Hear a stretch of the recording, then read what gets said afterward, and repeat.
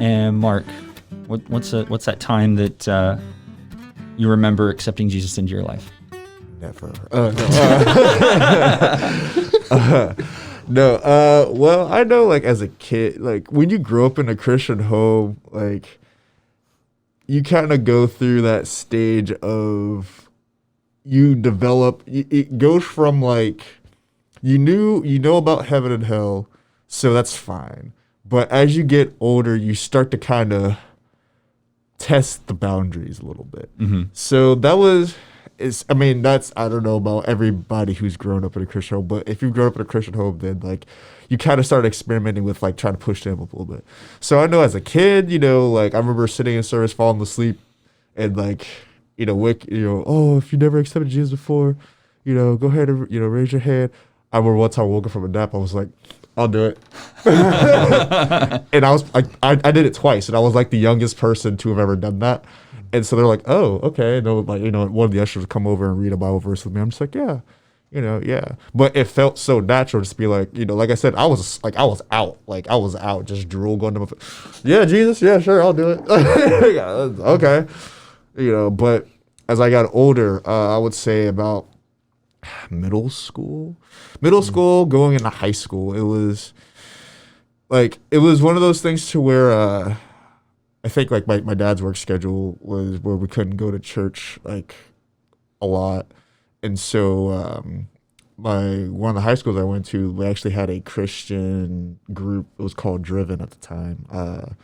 And so, like, we'd meet up during, like, homeroom period, and then they would, do, like, a little devotion or whatever.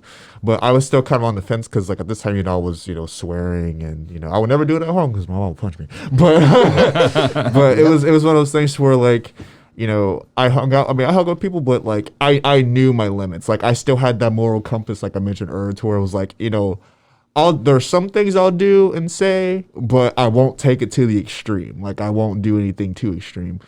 But I always knew, I felt like I was going through a trial period.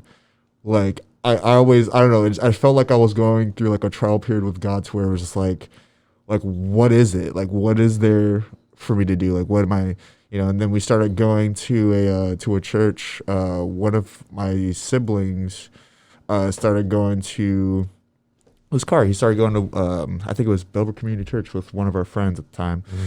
And so she had asked him to invite, like, me and the rest of my other siblings. And so that was when, it was like, okay.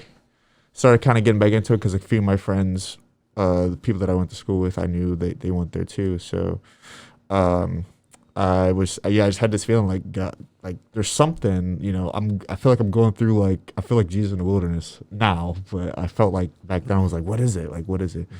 So probably about my junior year of high school, it was one of those, I found out that, like, you could have a relationship with God because, at this time I've already gone to the youth summer camps, like, when I was 14, 15, and, like, they started, realize, like, hey, like, I kind of got little hints of, oh yeah, Jesus is awesome. Oh yeah, you can have, sort of relationship, but I still felt like it wasn't it. And then, 17, when, doing the whole Make Him Big leadership with, mm-hmm. Gerard Patton. Shout out Gerard Patton. Yep. Love you, brother. Finding out you could have a relationship with God, I was just like, it clicked. And I was like, oh, you can? Really? That's a thing? Like, because I always thought God was up, was way up in the clouds, and I'm down here, and I have to address him a certain way or act a certain way, and just to find out, oh no, God's very personal. Like, you could talk to him like you could talk to a normal person. And that was like, what? Like, I was shook to the core. I was like, you could do that? Like, what? And that's where, and being exposed to how intimate and personal he can be, that's what did it for me. Mm-hmm. That's where I was like, I'm all in now. And going into my senior year, it was one of those, like, because I was involved in sports, so it was one of those, do I want to play sports or do I want to continue doing Jesus, like continue following Jesus? And I chose Jesus. So I think that was it for me. That was what got me. And I was 17 at the time, so yeah, that was what got me. Bye.